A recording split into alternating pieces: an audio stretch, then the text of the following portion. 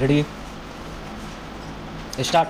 पाकिस्तान के पंजाब प्रांत के रहीम यार खान जिले में एक हिंदू मंदिर पर हमले की खबर के बाद बांग्लादेश के खुलना जिले में 4 हिंदू मंदिरों पर हमला किया जाना यही बताता है कि इन दोनों पड़ोसी देशों में अल्पसंख्यकों और खासकर हिंदुओं के लिए जीना कितना दुर्भर हो गया है। पाकिस्तान और बांग्लादेश में हिंदुओं और उनके धार्मिक स्थलों पर हमले की खबर नई नहीं है।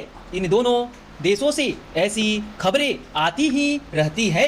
चिंता की बात यह है कि इस तरह की खबरें आने का सिलसिला तेज होता जा रहा है। भले ही पाकिस्तान में हिंदू मंदिर पर हमले के आरोपितों की धरपकड़ की जा रही हो, लेकिन इसमें संदेह है कि उन्हें कठोर दंड का भागीदार बनाया जा सकेगा। ऐसा इसलिए क्योंकि जिन तत्वों ने मंदिर को निशाना बनाया उनकी पैरवी करने वाले सामने आ गए हैं और यह भी किसी से छिपा नहीं कि इस तरह के मामलों में पीड़ितों की कोई सुनवाई नहीं होती। यही कारण है कि पाकिस्तान के बचे खुचे हिंदू खुद को सुरक्षित नहीं महसूस करते।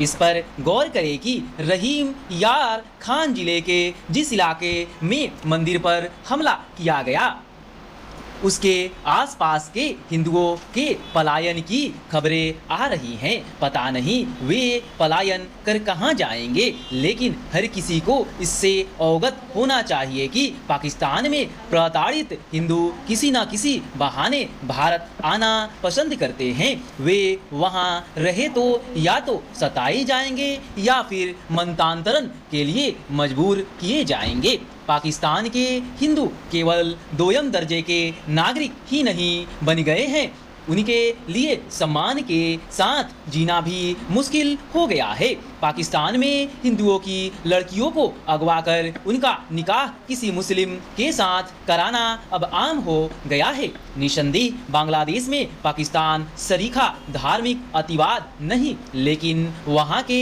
भी हिंदुओं का कोई भविष्य नहीं। वास्तव में हिंदुओं को प्रताड़ित करने के मामले में बांग्लादेश पाकिस्तान के रास्ते पर ही जा रहा है। बांग्लादेश और पाकिस्तान में हिंदुओं के साथ हो रही घटनाएं यही रेखांकित करती हैं कि नागरिकता कानून में संशोधन कर यह प्राविधान करना कितना जरूरी हो गया था कि इन दोनों देशों के साथ अफगानिस्तान के अल्पसंख्यकों को नागरिकता प्रदान की जाएगी। उचित यह होगा कि इस कानून में ऐसे भी प्राविधान किए जाएं जिससे इन तीनों देशों के अल्पसंख्यकों को और अधिक उदारता से नागरिकता देने का रास्ता साफ हो सके।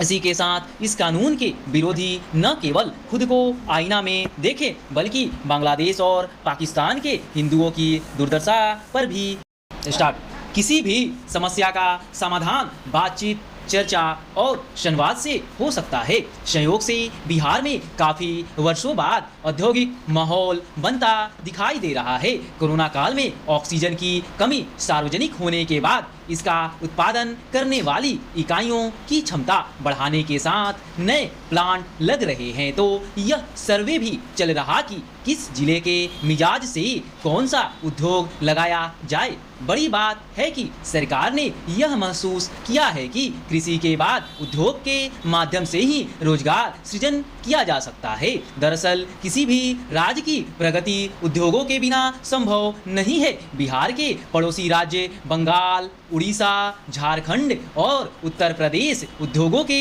बल पर ही विकास का दम भर रहे हैं। विकास के मोर्चे पर प्रयत्नशील बिहार सरकार के एजेंडे में भी उद्योगों की चर्चा ऊपरी पायदान पर आ गई है। औद्योगिक संभावनाओं की नज़र से देखें तो राज्य ने कृषि उत्पादन में काफ़ी तरक्की की है। मक्का, धान और सब्जियों के मामले में तो बिहार दूसरे राज्यों को सबक दे रहा है। ऐसे में इन पर आधारित उद्योगों की स्थापना की भरपूर गुंजाइश है। फलों में लीची, आम, अमरूद, केला आदि के उत्पादन में किसान व्यावसायिक तरीके से लगे हैं। हस्तकला, शिल्पकला, मधुबनी पेंटिंग, में अग्रणी होने के साथ बिहार खादी एवं सिल्क कपड़ों के निर्माण के लिए भी जाना जाता है। परंतु किसान, कलाकार, बुनकर, कारोबारी और उद्यमी देश विदेश स्तर पर ब्रांड बनने में पीछे हैं। बहरहाल इस दिशा में राज्य सरकार काफ़ी गंभीर है। प्रदेश के उद्योग मंत्री उन जिलों का दौरा कर रहे हैं जहां स्थानीय स्तर पर कच्चा माल आधारित उद्योग लगाकर रोजगार सृजित किया जा सकता है। बिहार का गया ऐसा जिला है जो पर्यटन की दृष्टि से देश विदेश में विख्यात है। इसे उद्योगों का हब बनाने की कोशिश दक्षिण बिहार में बड़े पैमाने पर रोजगार सृजन में मदद कर सकती है। रविवार को उद्योग मंत्री ने गया के डोभी में औद्योगिक पार्क बनाने की बात कही है। उन्होंने यह भी कहा है कि सरकार ने पहले पानी, सड़क, बिजली पर काम किया और अब उद्योग पर विशेष ध्यान दिया जा रहा है ताकि नवयुवकों को रोजगार मुहैया हो सके। उम्मीद यही की जानी चाहिए कि उनके प्रयास सफल हो।